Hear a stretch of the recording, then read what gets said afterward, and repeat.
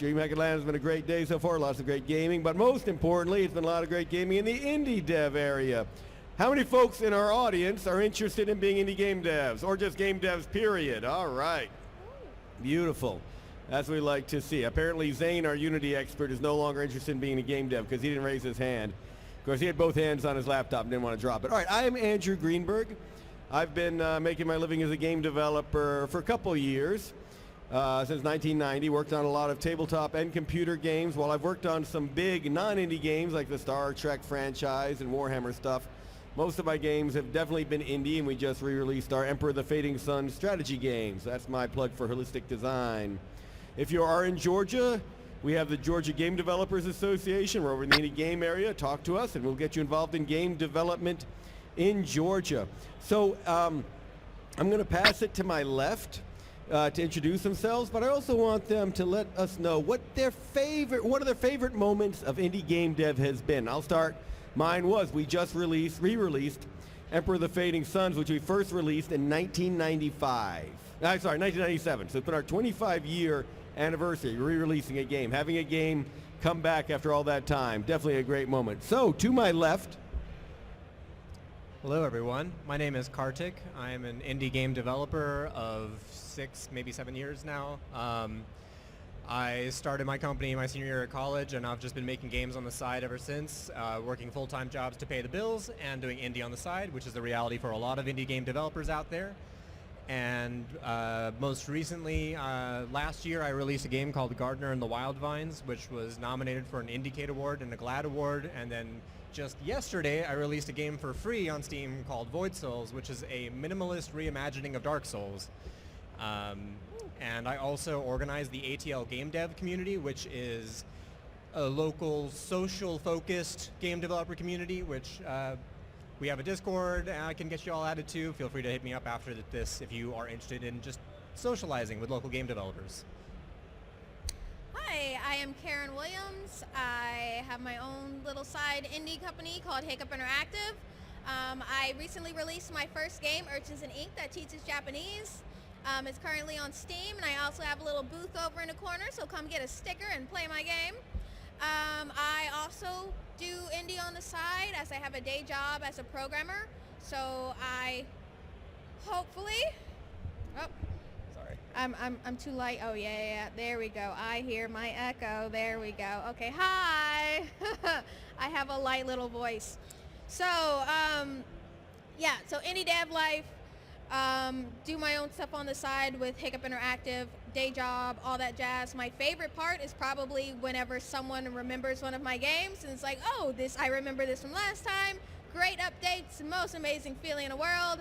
Aside from that, marketing is the worst. And yeah, pass it on to Ron. Got to turn it on. And Karen, hold that thought, because worst was going to be the next question. So you get to dig into why marketing's worst. And you do it so well, actually. So, all right, Ron, you ready? Check. Can y'all hear me? We're good? All right, cool. How y'all doing? My name is Ron Jones. I am an independent developer.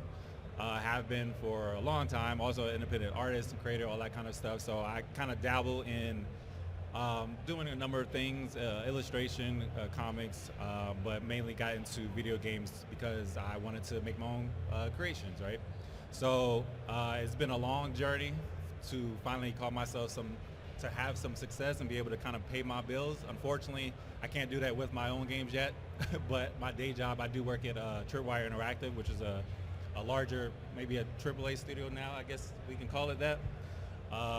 So I do QA testing for Tripwire, and I'm actually able to use those skills to provide for other indies and offer it as a service for my business, the IndieCluster, which is an organization that helps independent games or independent developers share resources, come to events like DreamHack and MomoCon, and basically just kind of share their knowledge and feel like they have a family when they're developing their games by themselves. So I've been working on the cluster for about 7 or 8 years, and we've growing. We actually have a workshop, QA workshop, if anybody's interested in quality assurance testing next month. And yeah, I'll let you know when I will release one of my games. But to be to be continued. All right, we're going to let Ron think for a second about what the worst thing. Oh yeah. You said the worst or the Well, best? I start with best, so go with the best. Well, okay. I guess. Well, my best moment is with the organization that I run. It provides a lot of. I don't know necessarily say stability, but it just provides relief, help, support for developers that like really need it or might not feel like there's anybody else out there with the information or anyone that they could call on to. So being able to like be a liaison, if you will, and having kind of developers just basically say thank you because just for helping them out, feeling like part of their dev process, that's really kind of what keeps me going. So I kind of love that. He sells himself a little short. I have Ron to thank for the first time I got to show a game at MomoCon. Yeah. Awesome. We love it. All right, Ron, while you think of the worst, and we're going to go backwards down the aisle, I'll just say we're not going to try and figure out what the definition of indie dev is. I think Tripwire is an indie dev because they can do what they want, and nobody can tell them otherwise. So they're independent of other people controlling what kind of stuff they launch, which is why their stuff's so good. But we're not going to go into the whole definition and argument. We're just going to let Ron tell us what the worst part of indie dev or worst moment's been for him. Worst part of indie development.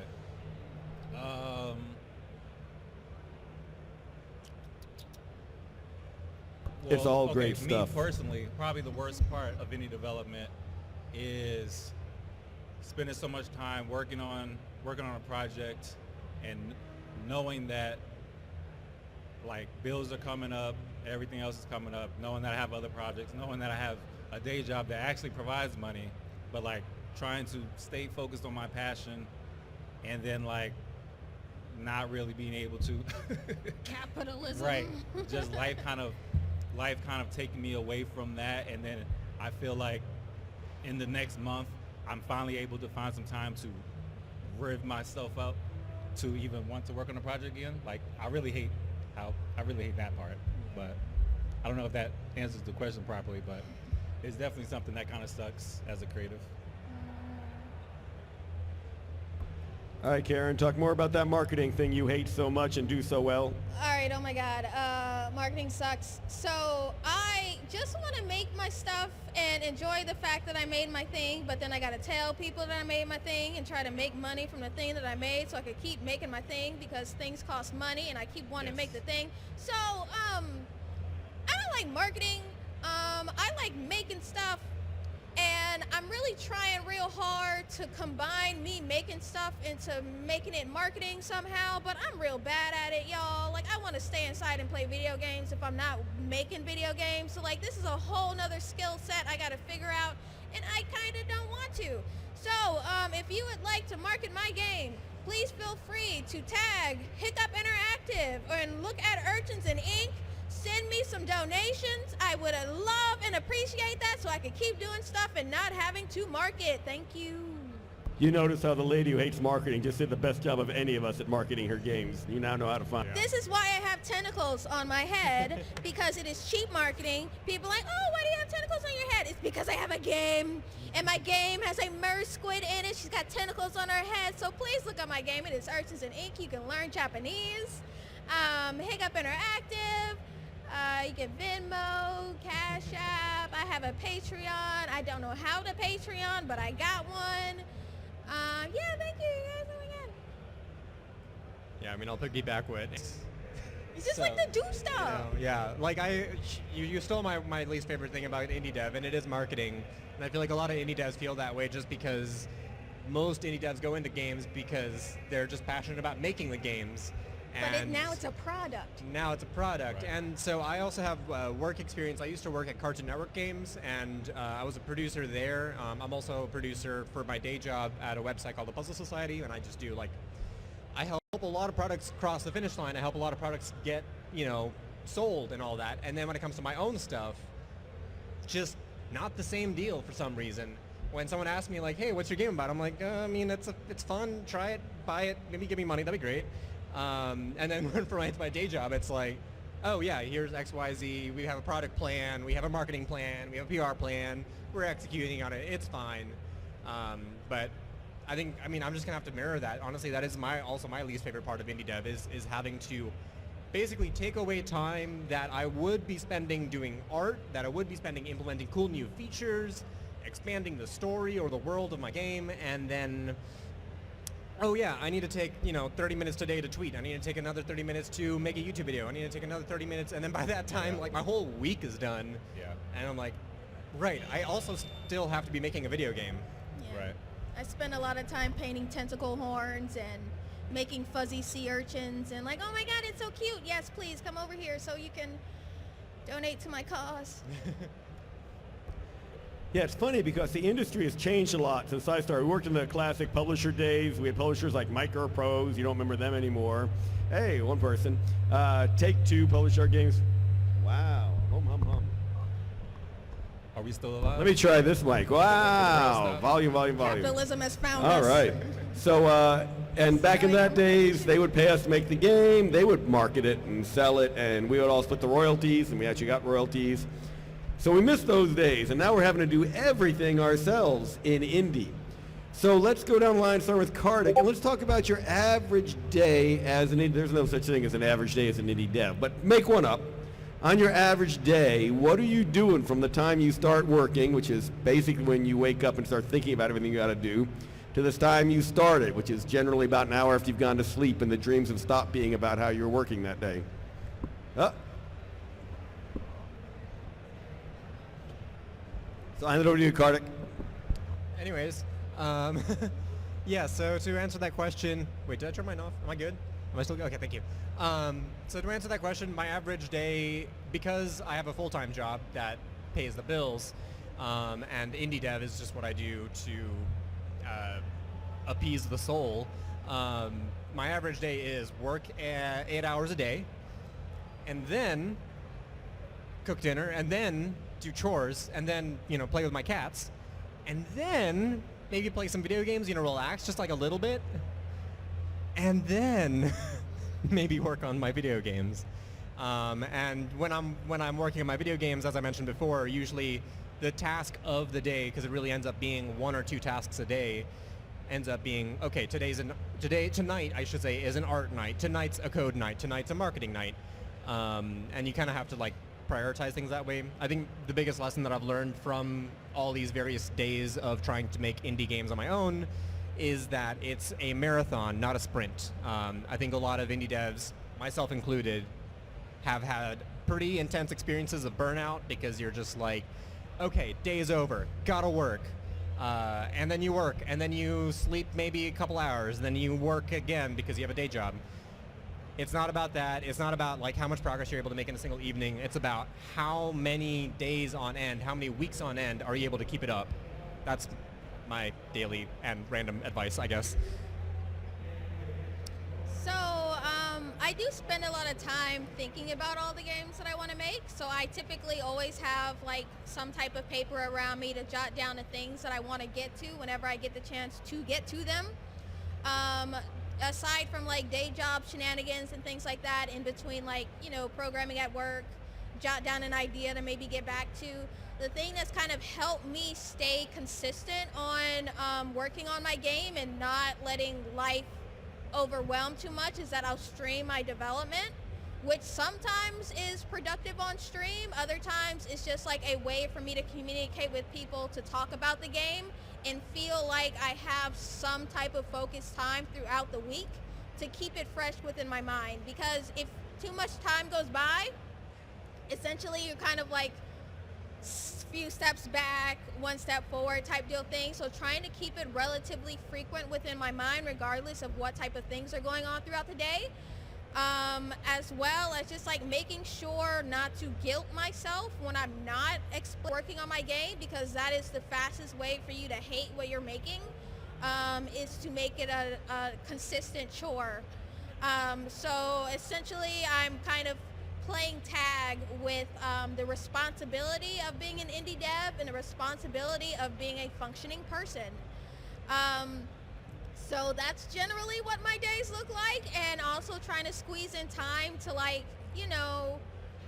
communicate with other people that aren't my game or my team or marketing stuff or whatever the case may be, so that I also feel like a person. Yeah. Yeah. And what was the question again? Average day in the What's life. your average indie day? Ideally, you know, average day is put X amount of time, you know, working on what you have to work on, X amount of time working on what you want to work on, and X amount of time just trying to enjoy life. So I've found the just like balancing that. If I feel like I can balance my day to somewhat be productive and happy, then like I'm just satisfied with that, no matter how much work I got done. Just because that's such a struggle sometimes. It's important for, you know, mental health and just maintaining. But yeah, so, you know, I work on, or at least I've kind of split my time trying to have part of my day, part of my life structured, and the other part kind of open, because it's really hard to, at least for me, it's really hard to be creative, feel like I'm enjoying what I love if there's deadlines, if there's people pointing at me, if schedules and stuff like that. So I'm glad that I at least have kind of a 9 to 5 at this point, because that structure kind of gives me something to kind of build on top of. And I could add maybe 1 or 2 more hours of structure if I need to put some time into the business or put some time into working on a game of my own. And then like I'll have like 5-6 hours to be creative, to play a game and think about stuff, to draw something or whatnot. But also like what they had mentioned, like I really need to connect with people. Like I can't really function if I feel like I'm the only person on the planet, you know. So finding some time whether I need to call a friend or family, watch something on YouTube that I kind of relate to or something like that, or talk to some of my roommates. I think a lot of that is kind of I have to kind of take it one day at a time, find out like what I need to pour into, what needs to pour into me, that kind of thing. So that's kind of, honestly, that's what occupies my brain a lot. Am I doing what I need to be doing right now? And if not, I'm flexible so I can just do better. All right. So game dev is often broken into 4 periods for any game. You start with concepting, getting the ideas, getting your stuff in mind, going to production, take it into test, and finally launch. So we're going to talk about each one of these. So concepting is an interesting stage for an indie dev, because there's no one there to tell you you can't do exactly what the hell it is you want to do. There's also no one there to tell you that's a stupid idea. Why don't you go do something you can actually achieve? So, starting with Kartik, during the concepting phase, A, what is it about an idea that excites you and makes you want to turn it into a game? And B, how do you know that's an achievable goal? Yeah, that's a good question. In my experience, so out of the 4 games that my studio has released on various platforms, 2 of them started during a game jam. For those of you who don't know what a game jam is, it's a 48-hour game competition where you have to, between the start and the end of it, start and finish a full game. And again, 2 out of the 4 games that my studio has released so far started at game jams.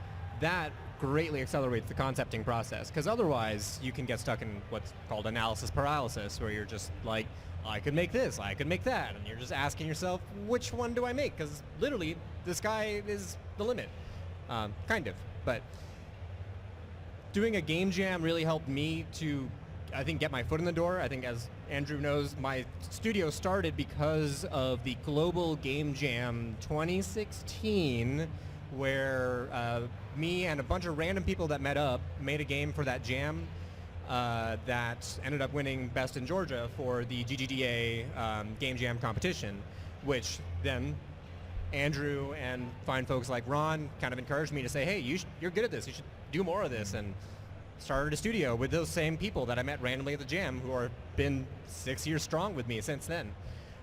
So game jams are a great way to help with concepting, because they give you a theme. That's like creative limitation. You have like a little narrow window within which you can design. The other 2 games, one of them started as a college assignment, so again, it wasn't the sky's limitless. It was, hey, you have to do this assignment, and then the game I made for the assignment ended up being, oh, this could be a Steam game. Let's release it on Steam, and then we took it to Switch. And then most recently was the first time that I actually took my concepting a bit more seriously in the way that I take my job, where at my job, we don't do the indie approach of, wow, here's a great idea that blossomed from my mind, let me just make it into reality. It is more of a bit more of a science, where you think about, okay, what is there in the market? What is missing there in the market that I can fulfill? What do I have to provide to the world that doesn't already exist, and how can I make sure I do it better than anyone else that has tried?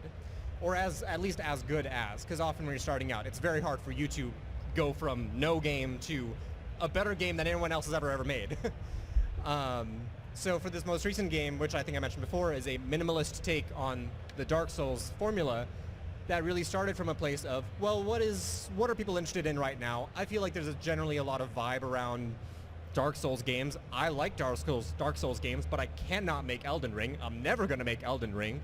So I could make minimalist Elden Ring. What does that look like?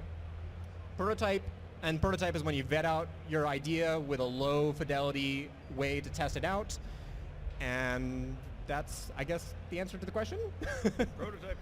Yeah. So I typically like to make sure that I can make something that has a hook of self-motivation in it for me. And typically with that, I put in something that I obnoxiously enjoy, whether or not anyone else does. But I tend to tie some type of challenge criteria so that I don't go out of control. And from there, sometimes it's just kind of like throwing something down so you have somewhere to start from, because you can't trim something that isn't started there at all. So getting something down and refining that is a good way to start. But keep in mind the fact that if this is something that you're aiming to attract other people, or are you just making a game for you? And if you're just making something for you, then it doesn't matter, and you can kind of like do what you want. But if you're trying to enjoy having other people play your game, be sure to take that into consideration. So there is the whole concept of killing your darlings, that just because you love it and you feel like it's the best thing in the world, you've got to understand that trimming the fat is very important, and that when you're making something for someone else, be able to look outside of your own interests to be sure that this could be something appealing to another person. So as far as like challenge criteria, to make it something that stands out from previous things, sometimes that goes from a mechanical place, that goes from a art direction, things along those lines. So bouncing your ideas off of other people is extremely important, because the analysis paralysis, as Kartik mentioned, can happen even more so when you're just designing in your own head and only using yourself as a backboard. So getting your idea out there, getting something down on paper, and being able to take criticism to make sure that you can refine your thing beyond just it being a passion project to now being a product that other people can enjoy, even if it's not something that you're trying to sell, but it's something that you want other people to enjoy, because that's what games are. So keeping those in mind and killing your darlings. Nice. Yeah, they basically said it all. So I agree with that. I think a lot of what I at least learned helps in the concept phase are limitations, are constraints. And as a creative, I hate thinking that, putting that together, but it really is kind of a catalyst, if you will, to help get the ball rolling, help figuring out a path, what is possible, the direction you're going to go into, because like Kartik mentioned, everything is possible, you know what I'm saying? So, but you have to kind of start moving in a direction. I think that, you know, what I do a lot of, oh, wouldn't it be cool if? That's kind of how I got into games. You know, growing up, I played a lot of games, and I'll always say that to myself. I wish they would have did this. I wish this gun worked this way. If only they had the gun from Ratchet and Clank and used, I don't know, fighting moves from Tekken or something like that. So like I was always kind of re-innovating certain concepts. And even just like artists do, they have their favorite artists and they kind of mimic their style. I think that that's a great way to kind of get into the game industry and learn those techniques and skills, tool sets.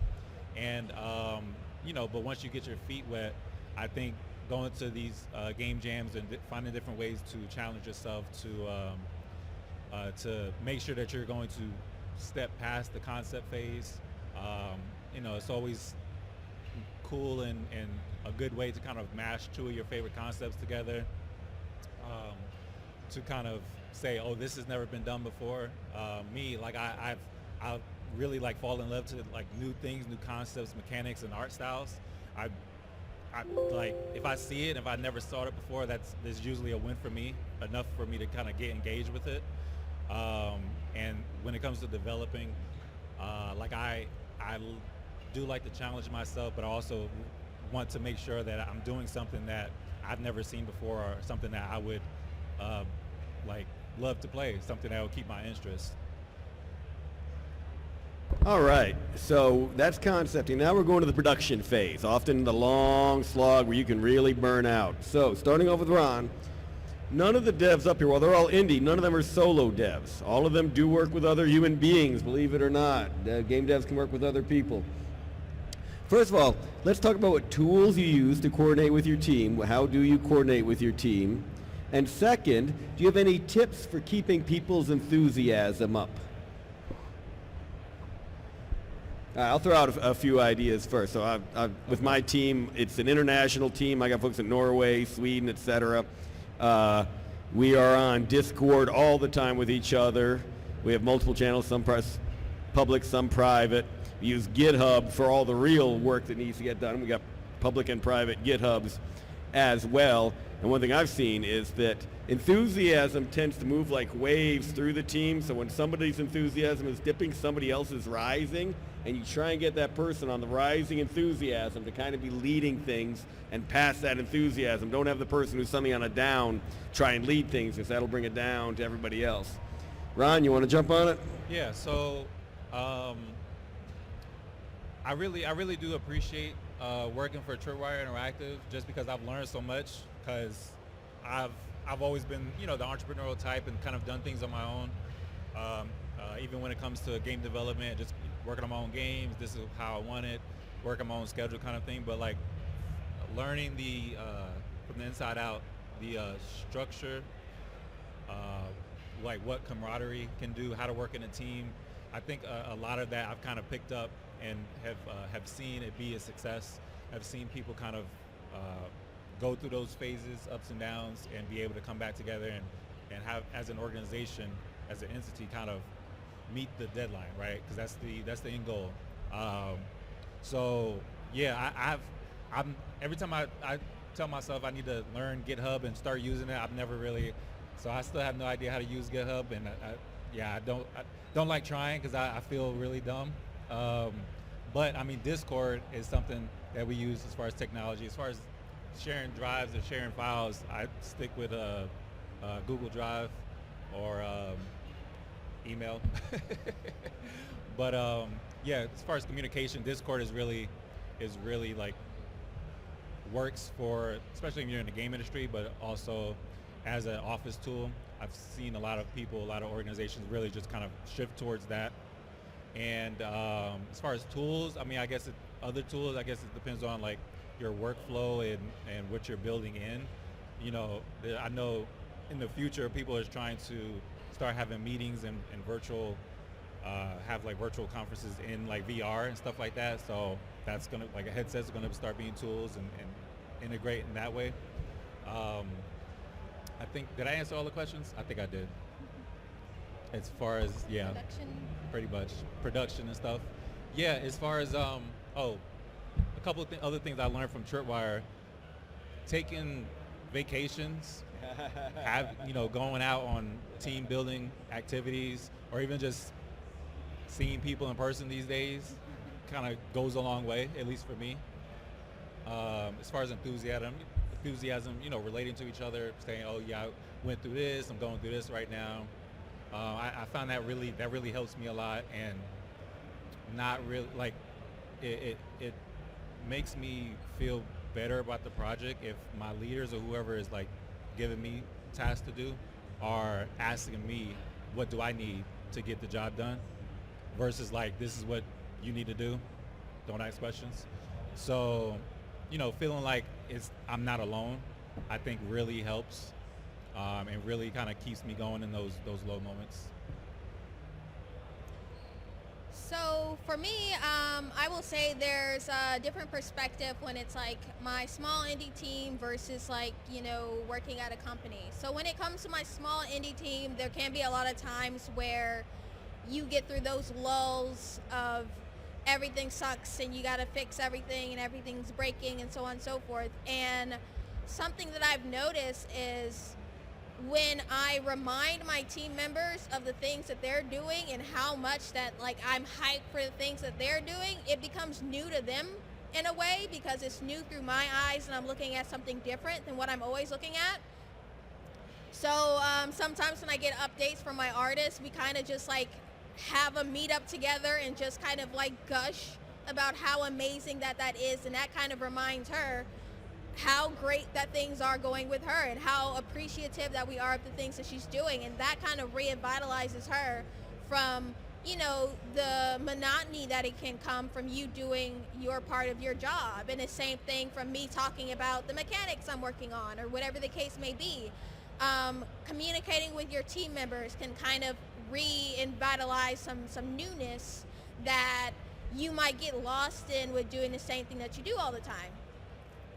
There's also me finding a way to refresh my own passions of just like finding new approaches to doing things, trying to do things differently, reminding where I came from. I used to keep screenshots of comments that I would get on some of my stuff and look back at those, revisiting some of my old versions of it and seeing what it is kind of re-pumps me up from like getting separated from looking at where I am now.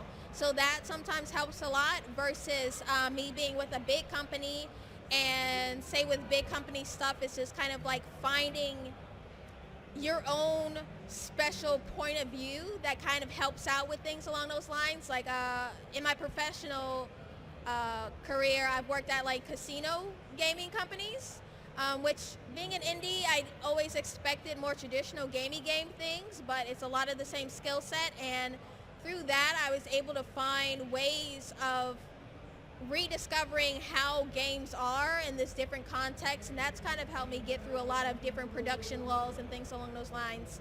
And again, talking to other team members and what they're doing and how that compares and so on and so forth. So with production, a big thing is just being able to get out of your own way a lot of the times, stepping away from what you're doing, speaking to other people. Like I mentioned with the streaming, having other point of view of what I have going on really helps to get out of like the suck of small indie dev or just like working on a project long term, because everything starts to look the same if you're the only one that's looking at it, So diversifying your perspectives can kind of help you get through some of those lulls and keep the enthusiasm fresh as you can get to the end and celebrate that the thing is over and done with. And, picking up skills along the way as well. So that's what keeps it going for me anyway. Yeah, so part one, tools, we use GitHub to obviously transfer all tech between partners, and other collaboration tools we use. We have bounced between different project management softwares. We've used a little bit of Trello. We use a little bit of GitHub issues as well. GitHub lets you do a little project management on its site as well, which can be helpful if you're working primarily in a team of coders, because you can directly link your project management suite in GitHub to your commits and your PRs and everything like that. If you don't know what I'm talking about, don't worry about it. It's probably fine. You have a lot of tutorials to follow if you want to do that stuff. But and then besides that, we just use Slack and Discord to stay in constant communication with each other. As for motivation, I feel like both Ron and Karen kind of hit the nail on the head. You got to be inspired by the people you're working with. I am primarily a artist coder, so I do all the art and the visuals for my games, but I also do all the front-end coding is what it's called, basically just how the character controls, how they move and stuff. But while I'm in there kind of lost in the sauce of like, wow, this character moves at 5 pixels per unit, this is so great. Sometimes it's easy to lose some like inspiration. You're just like doing this day over day, so you start to like lose sight of the bigger picture until I get a message from my musician who's like, hey, what do you think about this random little rough draft I threw together for this new section? And I hear it and like my soul is revitalized. I'm like, wow, this is why I'm making games. I don't even know what the section's going to look like yet, but I know how it's going to sound, and this is awesome. Or on the rare occasion that I collaborate with an artist, and they send me some art they were doing, and I'm like, I don't know where this art's going to go yet, but gosh dang it, am I really, really pumped now to just do this? And vice versa. Sometimes my musician will say, like, hey, man, I've just, like, not been super up to doing music this past week or whatever. I'm like, oh, yeah, no, it's fine. Do you want to just playtest the new build that I pushed out the other day? And I'm like, yeah, sure, I'll playtest it. And then literally like 5 minutes later, he's messaging being like, okay, I want to do a sound effect for that part, and I want to do a sound effect for that part, and then we need a new track when this part happens so that it really feels like intense. And then we're like, yeah, go team. So let your teammates inspire you. That's Cliff Notes. Love that. Let your teammates inspire you. All right. Now, Karen hit something important on the head, which is the fact that you start looking at your game over and over and you stop being able to tell interesting things about it, which is why we have QA. It's a real pain to try and QA your own games. Don't rely on yourself to do the play testing. Starting with Kartik, what's one suggestion you have for people to get good feedback from other folks about their game? Atlanta Game Dev. What was that? Plug Atlanta Game Dev. Yeah, so yes, QA is very important. My first job in the game industry was QA at Cartoon Network Games, and it is a highly, highly undervalued profession. I think that the more that we as a game industry treat QA as a valuable part of the game industry and not as a stepping stone, the better the industry will be as a whole. And in regards to how it applies to indies, you usually do not have the budget to have a QA team, so you really, really got to lean on your friends and family and whoever else you can, sit in front of your computer and force them to play your game. And I think the key learning that I've had over the years for getting good quality playtesting is knowing when to shut the heck up, because it's your baby. You're really excited to show it to people, and if any of you come by my booth over there to play Void Souls, I'm going to break this rule because I'm going to be talking to you while you're playing it because I'm just like, oh, I'm so excited you're playing my game, I shouldn't be doing that, so feel free to tell me, hey, I was at your talk. Sometimes people do it wrong. Well, feel free to tell me, like, hey, I was at your talk, you said you shouldn't be doing this, and I'll shut up. But yes, you really want to try to be as quiet as possible because that's when you'll learn the most. The other big learning that I found is coming to conferences like this and showing your game, and if you're quiet, you're able to pay close attention to people's faces, and that's what I really love. A, because it gives me that warm, fuzzy feeling in my heart where, oh, they're smiling because I played something I made. That's great. But it also means that you're going to be more tuned into their really subtle facial reactions to, like, they hit this point in the tutorial and then they, like, wrinkle their nose like this. And you're like, okay, they may not want to say it, but they were definitely confused there. So I highly recommend, if you're playtesting, be quiet, watch their faces. Also, as I mentioned before, talk to me after this if you want to join the ATL Game Devs, which is a great social group of game developers where you can make some new game developer friends who will be always willing to give you some really great candid feedback. But I'm sure Ron and Karen have more thoughts on that. All right, so I do like the idea of keep your mouth shut, but there's also provide a outline of the things that you're looking for, because like sometimes, especially if it's a game that's in progress, people might pinpoint things that you are clearly not done with, but they feel the need to make sure that you know that this is really ugly, and that's fine. But also, did you like how the game played? My game is underwater, and before I got an artist on my team, I just kind of threw into placeholder art, didn't really care about it.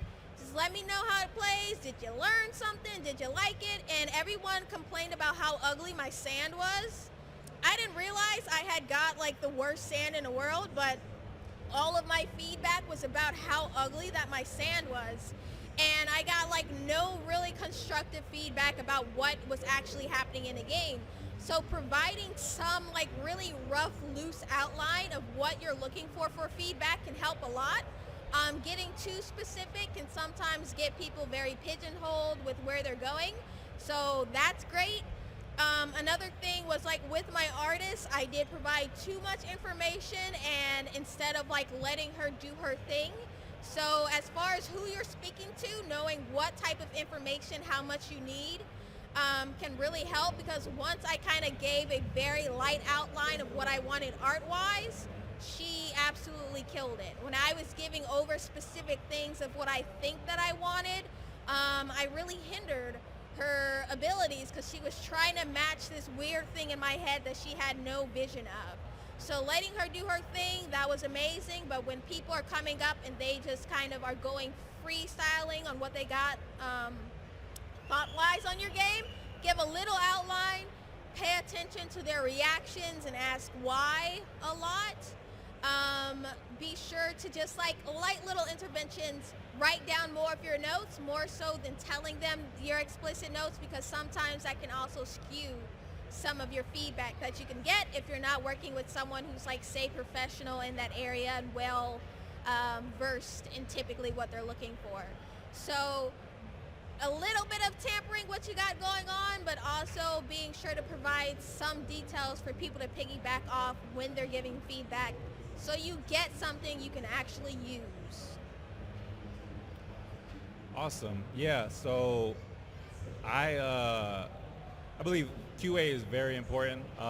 Like Kartikay mentioned, I think it's very like underappreciated and whatnot. I mean, I've been QA, doing QA for 4 years for Tripwire, and like I've learned so much, not just at the company, but just in that position, just like how vital the position is for the industry, for a project, really.